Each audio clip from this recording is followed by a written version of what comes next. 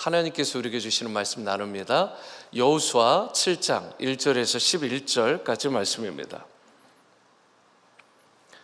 여호수아 7장 1절에서 11절까지 말씀, 제가 1절 읽고 교독합니다. 이스라엘 자손들이 온전히 바친 물건으로 말미암아 범죄하였으니 이는 유다 지파 세라의 증손 삽디의 손자 갈미의 아들 아간이 온전히 바친 물건을 가졌음이라. 여호와께서 이스라엘 자손들에게 진노하시니라.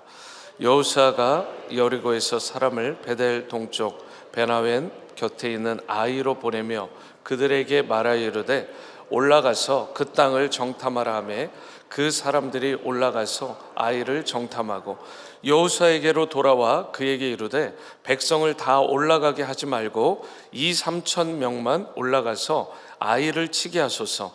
그들은 소수이니 모든 백성을 그리로 보내어 수고롭게 하지 마소서 하므로 백성 중 3천 명쯤 그리로 올라갔다가 아이 사람 앞에서 도망하니 아이 사람이 그들을 36명쯤 쳐 죽이고 성문 앞에서부터 스바림까지 쫓아가 내려가는 비탈에서 쳤으므로 백성의 마음이 녹아 물같이 된지라. 여호수아가 옷을 찢고 이스라엘 장로들과 함께 여호와의 궤 앞에서 땅에 엎드려 머리에 티끌을 뒤집어 쓰고 저물도록 있다가 이르되 슬프도소이다. 주 여호와여 어찌하여 이 백성을 인도하여 요단을 건너게 하시고 우리를 아모리 사람의 손에 넘겨 멸망시키려 하셨나이까. 우리가 요단 저쪽을 만족하게 여겨 거주하였다면 좋을 뻔하였나이다. 주여 이스라엘이 그의 원수들 앞에서 돌아섰으니 내가 무슨 말을 하오리이까.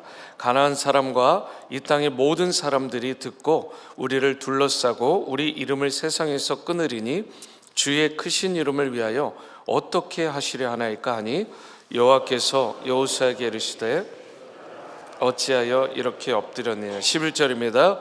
이스라엘이 범죄하여 내가 그들에게 명령한 나의 언약을 어겼으며 또한 그들이 온전히 바친 물건을 가져가고 도둑질하며 속이고 그것을 그들의 물건을 가운데 두었느니라. 아멘.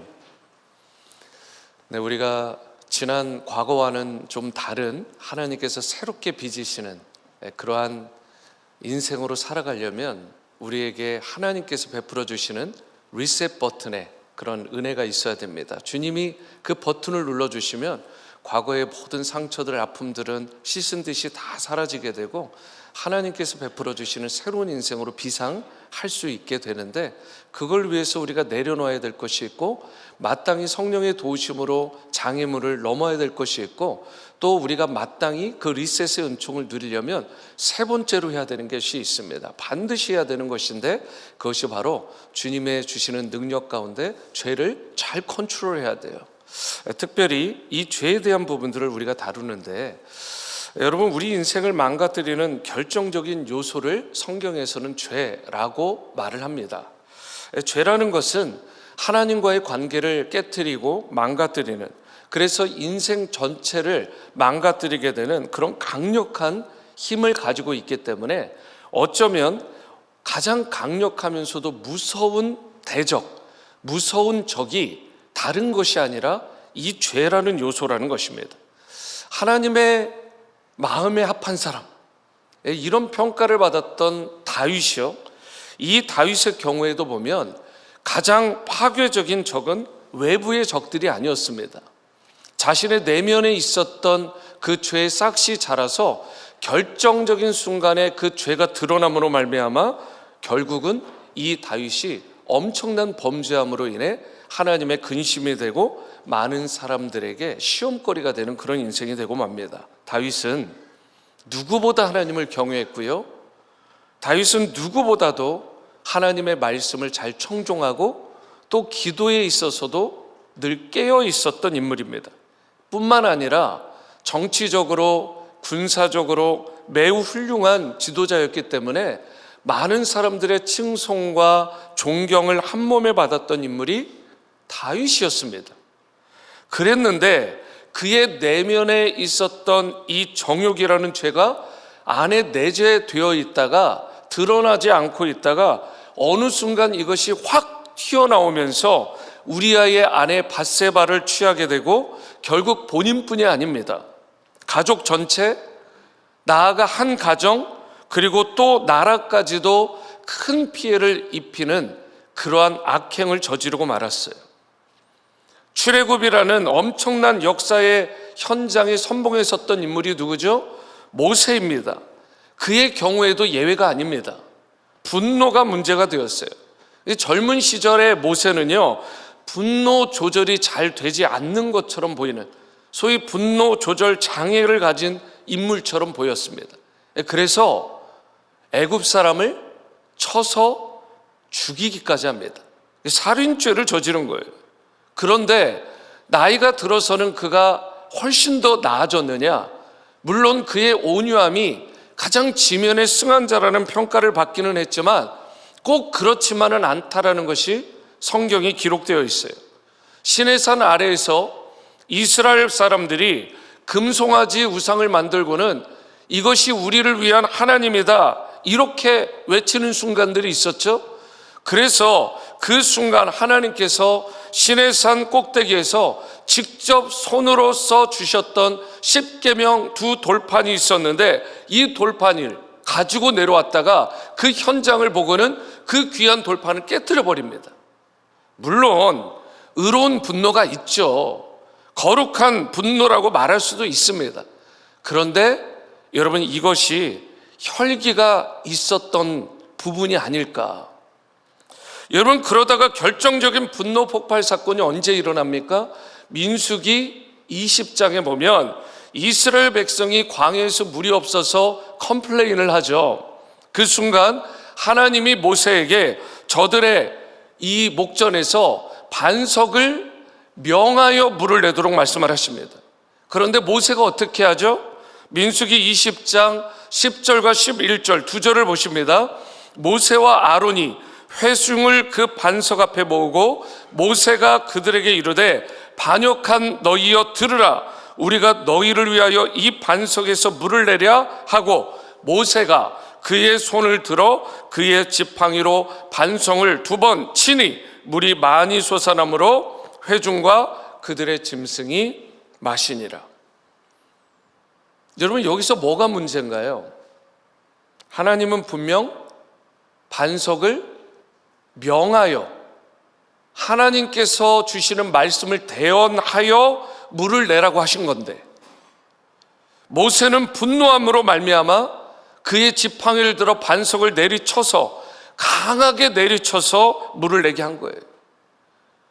분노 조절 실패의 대표적인 사례라고 말할 수 있잖아요. 그때 하나님께서 모세와 아론에게 어떻게 말씀을 하셨어요? 민수기 20장 12절 말씀입니다. 여호와께서 모세와 아론에게 이르시되 너희가 나를 믿지 아니하고 이스라엘 자손의 목전에서 내 거룩함을 나타내지 아니한 거로 너희는 이 회중을 내가 그들에게 준 땅으로 인도하여 드리지 못하리라 하시니라.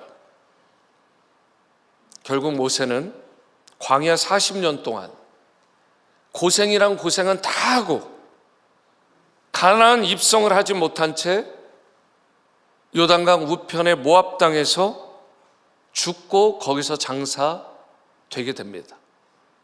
혈기를 부려서, 분노 조절을 잘못해서.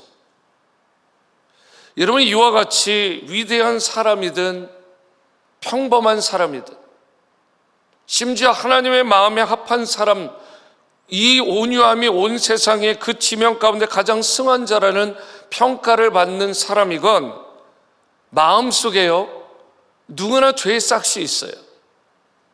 우리가 이것을 잘 인식하고 바르게 컨트롤을 해야 하나님의 기쁨이 되고 하나님께 영광이 되는 인생이 될 수 있는데요.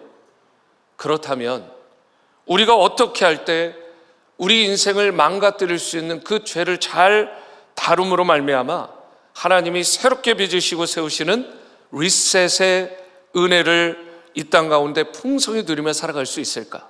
오늘 이 부분에 대해 함께 나누고자 합니다. 첫 번째로 우리 삶을 망가뜨리는 죄를 잘 다루고 주님이 베푸시는 리셋의 은총을 누리며 살아가려면 먼저는 탐심을 제거해야 됩니다. 탐심을 제거해야 된다. 탐심이란 무엇인가요? 절제되지 않은 소유욕입니다. 이것이 사전적인 의미예요. 절제되지 않은 소유욕. 가진 바를 족한 줄로 여기지 않고 더 움켜쥐려고만 하는 그 마음 자세, 이것을 탐심이라고 합니다. 여러분, 탐욕스러운 마음, 무언가를 탐을 내는 마음, 이것을 제거하지 않으면 하나님이 베푸시는 건강한 삶을 우리가 2025년 새해에 누릴 수가 없게 되고 남은 인생에도 누릴 수가 없게 되는 것입니다. 그래서 먼저 1절 말씀을 보시면 이스라엘 자손들이 온전히 바친 물건으로 말미암아 범죄하였으니 이는 유다 지파 세라의 증손 삽디의 손자 갈미의 아들 아간이 온전히 바친 물건을 가졌음이라 여호와께서 이스라엘 자손들에게 진노하시니라. 여기에 보시면 이스라엘 백성이 실패한 주된 원인이 나오죠. 그게 무엇이냐? 탐심이라는 거예요. 탐심. 하나님은 이스라엘 백성이 아이성을 공략할 때 이미 여호수아 6장 18절에서 이렇게 말씀하셨어요. 현대인의 성경 버전으로 보십니다. 여러분이 전리품을 가질 생각은 아예 하지 마십시오. 이것은 이미 여호와께 바쳐진 것이므로 모두 소멸해 버려야 합니다. 여호와께 바쳐진 것이 무엇이든지 여러분이 그것을 가지면 모든 이스라엘 백성에게 재앙이 내릴 것입니다. 분명히 말씀하셨다고요. 너무 분명한 경고의 말씀이죠. 그런데 무엇이 문제였죠? 아간이라는 사람이 전리품들을 탐해서 슬쩍 취한 것입니다. 그러니까 도둑질도 한 거죠. 여러분, 아마 아무 보는 사람이 없으니까 소위 완전 범죄가 될 것이라고 생각했던 것 같아요. 그런데 어떤가요, 여러분? 하나님은 속일 수가 없는 것입니다. 하나님은 모든 것을 감찰하시고 모든 것을 아시는 분이십니다. 그러니까 탐심이라는 것은 생각보다 강력합니다. 그래서 탐심이 우리 마음 한가운데 자리 잡게 되면 그때부터 심각한 문제가 터지는 거예요. 하나님이 보이지 않아요. 탐심이 들어오면. 하나님이 있어야 될 자리에 탐심이 꽉 줄이를 틀고 있으니까 하나님이 보이지도 느껴지지도 않게 되는 것입니다. 그분을 의식하지도 않아요. 탐하는 마음으로 가득하게 되면 하나님 나라의 꿈, 하나님 나라의 비전, 라이프 기빙, 디사이플 메이킹, 온 미션, 이런 게 와닿지가 않는 것입니다. 탐심이 정말 무서운 거예요. 여러분, 그렇기 때문에 우리는 무엇보다 탐심을 조심해야 되는 것입니다. 우리 안에도 아간의 탐심, 아간의 탐욕이 있을 수 있다는 거예요. 더 갖고 싶고 더 누리고 싶고 더 화려하게 박수갈채만 받고 싶어하는 그 아간이 내 안에 자리할 수 있다는 것입니다.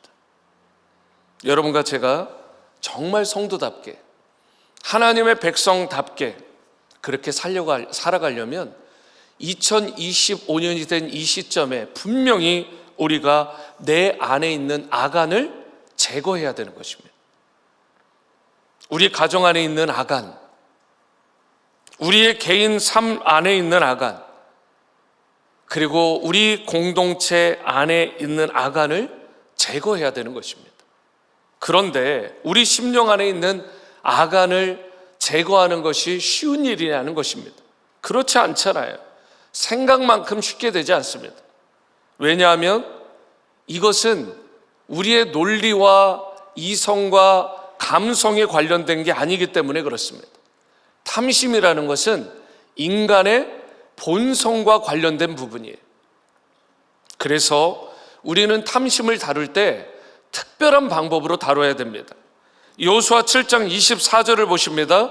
여호수아가 이스라엘 모든 사람과 더불어 세라의 아들 아간을 잡고 그 은과 그 외투와 그 금덩이와 그의 아들들과 그의 딸들과 그의 소들과 그의 나귀들과 그의 양들과 그의 장막과 그에게 속한 모든 것을 이끌고 어디로 갔죠? 아골 골짜기로 갑니다. 여러분들과 제가 그렇게 찬양, 아골 골짝 빈들에도 복음 들고 가오리다. 여러분, 그 아골 골짝, 여기에 보시면 이 아골 골짜기로 아간과 그의 모든 소유들을 다 이끌고 가죠. 아골 골짜기라는 뜻에서 아골이라는 말의 의미는 괴로움, 고통, 이런 의미가 담겨져 있습니다. 단어 자체에. 그래서 아골 골짜기는 우리 인간의, 나의 모든 죄와 탐욕을 묻어버리는 그런 고통의 장소, 그런 괴로움의 장소가 바로 이 아골 골짜기가 되는 거예요. 그리고 이러한 구약시대의 아골은 신약시대로 넘어오면서 골고다를 연상시키죠. 골고다를 자연스럽게 연결할 수 있는 거예요. 우리 마음속에 있는 죄악의 문제를 묻어버리는 것, 아간의 모든 죄악들을 물어버렸던 구약의 아골 골짜기가 있었다면 신약 시대에는 바로 그 모든 것들을, 그 모든 괴로움과 그 고통과 함께 우리의 모든 죄악들을 다 덮을 수 있는 것, 그것이 바로 골고다이고 골고다에 있었던 예수 그리스도의 십자가인 것입니다. 그래서 사도 바울은 갈라디아서 5장 24절에 이렇게 말씀하는 거예요. 다 함께 읽겠습니다. 시작. 그리스도 예수의 사람들은 육체와 함께 그 정욕과 탐심을 십자가에 못 박았느니라. 여러분과 저의 마음속에 있는 아간을 자신의 힘으로는요 결코 제거하거나 컨트롤하지 못합니다.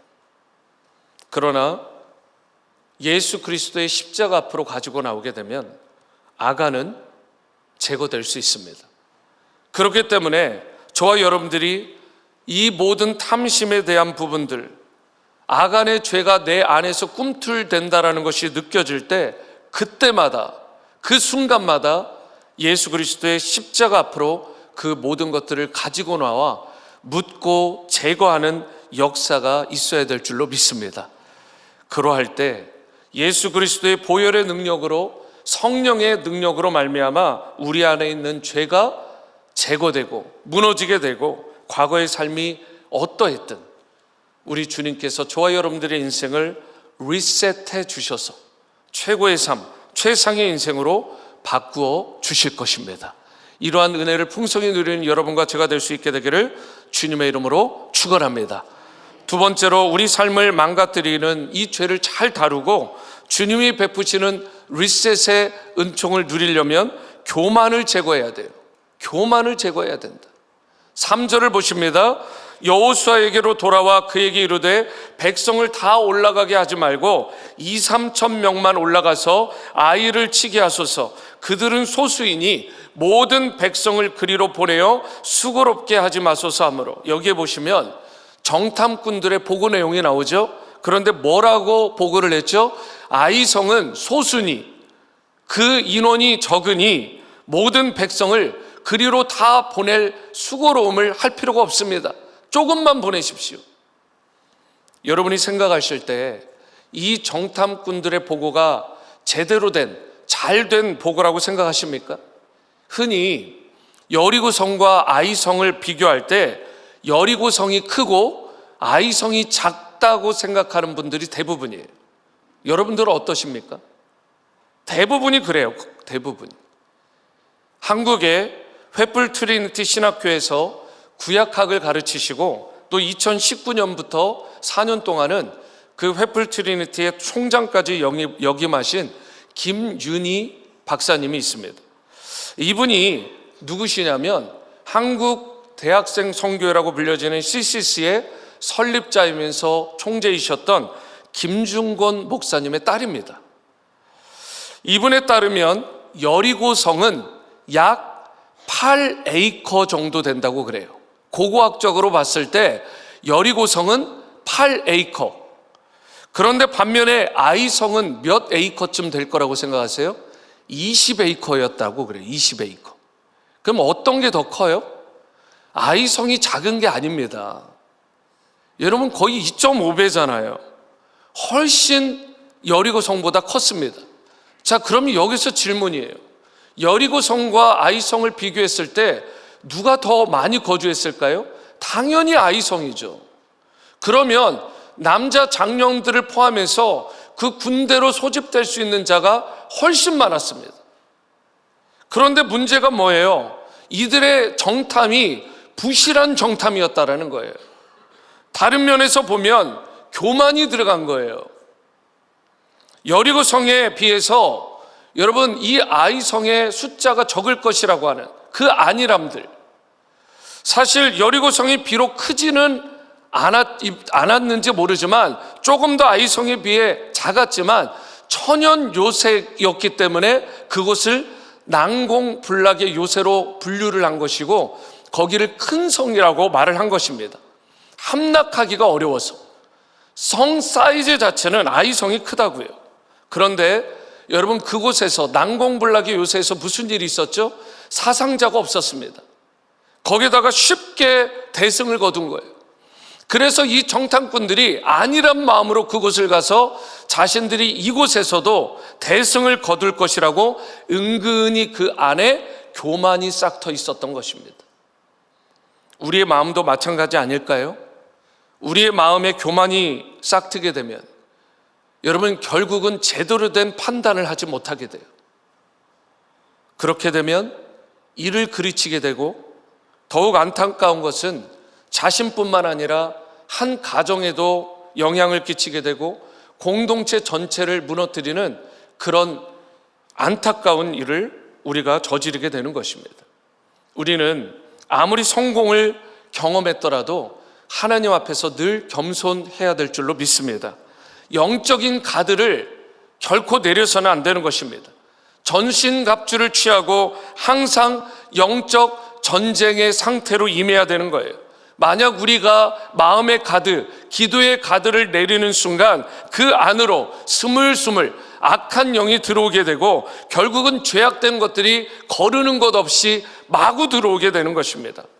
우리가 조심해야 될 것은 그런 의미에서 오히려 잘 나갈 때예요. 여러분 모든 것이 형통해 보일 때 바로 그 순간에 결코 가드를 내리지 말아야 됩니다. 영적인 긴장을 우리가 늦춰서는 안 되는 거예요. 깨어 기도해야 되고요. 날마다 말씀 위에 거해야 되고요. 하나님께로 날마다 더 가까이 나가야 되는 것입니다. 지난 2024년 한 해 동안 혹시 어느 해보다 큰 성공을 맛보신 분, 건강에 있어서도 예전보다 나아졌다고 생각하는 분, 범사가 이 정도면 형통했다라고 자신하시는 분, 그렇다면 여러분 그러한 인생의 성공과 부와 건강은 누가 주신 거예요? 여러분 하나님이 주신 것이잖아요. 만약 우리가 2025년을 시작하는 이 시점에 자기 교만, 자기 자랑에 빠지게 되면 어떻게 되겠어요? 지금까지 내가 잘해서, 내가 잘나서 2024년까지 잘 통과하고 여기까지 온 것이냐, 내가 과시하고 내가 자기 교만에 흠뻑 빠져서 살게 되면 어떻게 되겠냐는 것입니다. 2025년은 그렇게 되면 더 이상 새해가 되지 않아요. 그 어느 때보다 묵은 해가 되는 것입니다. 그리고 축복의 새해가 아니라 안타깝지만 실패하고 망하는 인생이 될 수밖에 없는 것입니다. 그렇기 때문에 우리는 언제나 내가 잘나서 무언가를 이룬 것처럼 착각하거나 행동하면 안 되는 것입니다. 내가 건강하게 된 것, 우리 가정이 이마만큼 평안을 누리고 행복하게 된 것, 우리의 주님의 몸된 교회가 이렇게 부흥하고 평안하게 된 모든 것 다 하나님이 하신 일인데 하나님 없이도 앞으로도 성공할 줄 알고 자만해하고 교만해하면 여러분 누구든 한순간에 마귀의 공격이 임하게 되고 밥이 되고 죄의 종이 되고 마는 것입니다. 죄를 잘 다루는, 특별히 교만의 죄를 잘 이겨내는 여러분과 제가 될 수 있게 되기를 바랍니다. 올 한 해 주님이 베푸시는 리셋의 은총으로 행복하고 평안하고 감사하면서 큰 승리, 진정한 승리를 경험하고 누리며 살아가시는 그러한 하나님 앞에서 겸손한 여러분과 저의 삶이 될 수 있게 되기를 주님의 이름으로 축원합니다. 이 시간 자리에서 다 일어나셔서 찬송가 272장입니다. 272장 우리 함께 마음을 담아 찬양하시겠습니다.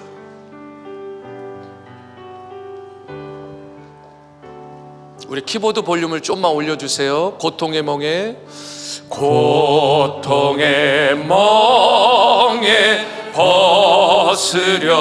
벗으려고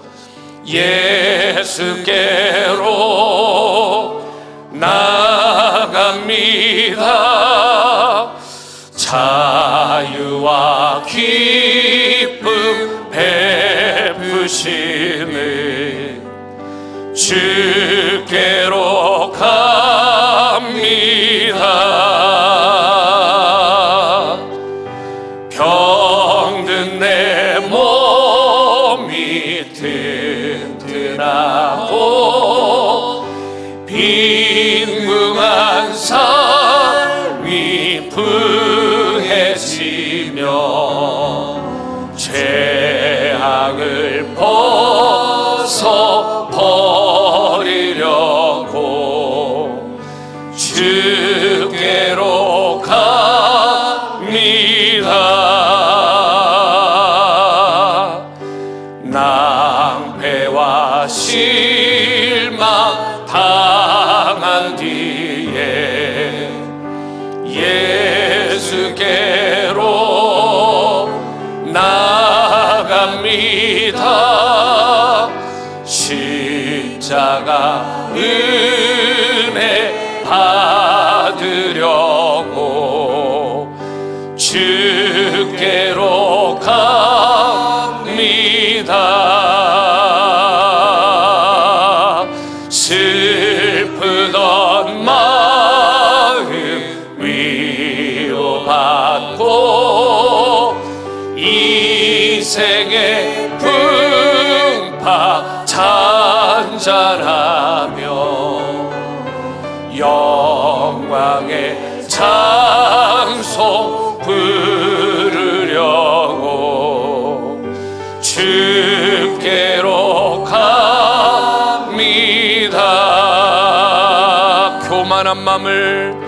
교만한 마음을 내버리 예수께로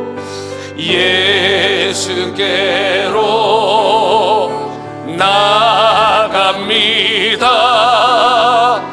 역대신 말씀 따르려고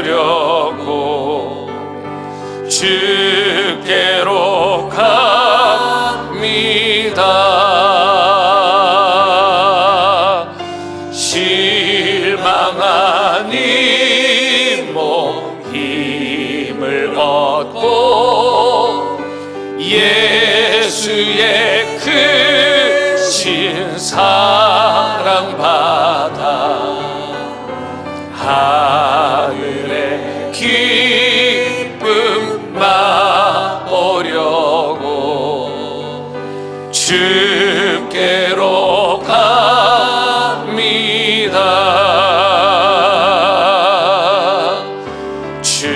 죽음의 길을 벗어나서 예수께로 나갑니다. 영원한 집을 바라보고 주께로 갑니다.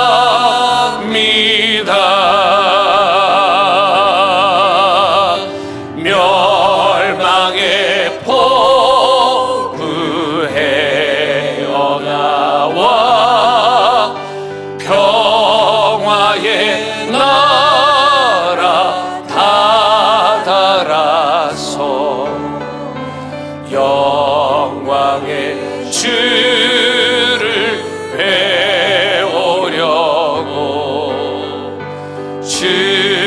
주께로 갑니다.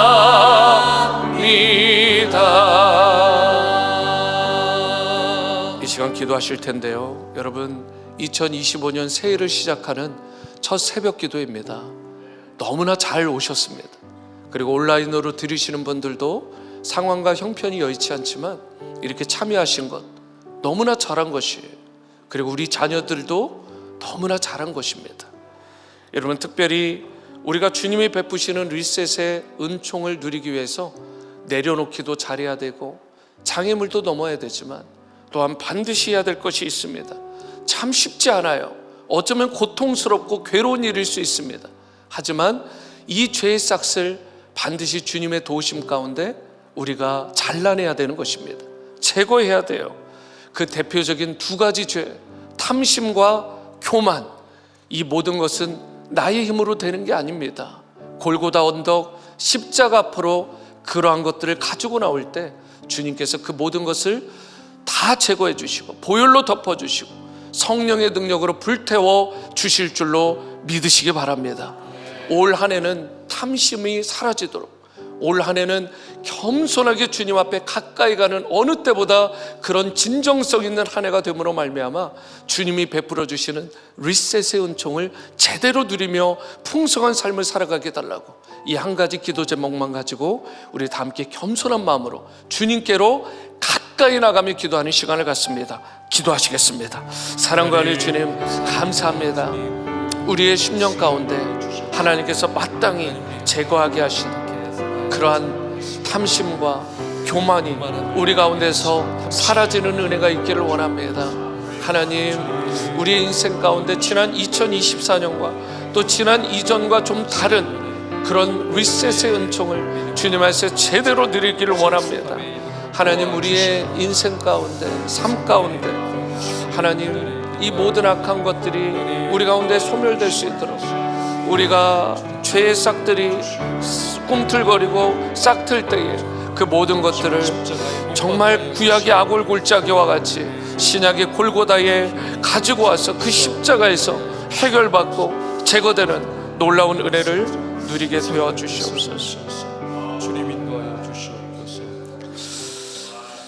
사랑과 은혜 주님, 우리가 우리 인생을 망가뜨리는 죄에 대한 부분들을 우리가 망각하지 않게 도와주시고, 과거에 잘 되었던 모든 것들이 내가 잘해서 된 것이냐 교만해하지 않게 도와주시고, 주님 안에서 탐심과 교만이 온전히 제거되는 올 2025년 한 해가 됨으로 말미암아 주님이 베푸시는 리셋의 은총을 풍성히 이 땅 가운데 누리며 살아갈 수 있도록 은혜를 베풀어 주옵소서. 올 한 해는 더욱더 주님 앞에 겸비하게 기도의 무릎을 꿇을 수 있게 도와주시고, 또한 큐티하고 우리가 성경 통독하고 하나님의 말씀을 잘 청종하는 한 해가 되어서 주님의 순종의 제단을 잘 쌓음으로 주님이 기뻐하시는 온전한 예배자들로 삶의 모든 영역에서 승리하는 우리와 우리 자녀들 되도록 역사하여 주옵소서.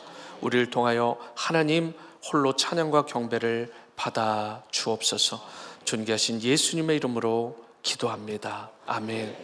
자리에 앉으셔서 계속해서 개인의 기도로 나아가시고, 오늘도 동일하게 아침 식사가 준비되어 있습니다. 맛있게 드시고 좋은 교제 시간 가지시길 바랍니다. 기도의 시간으로 나가십니다.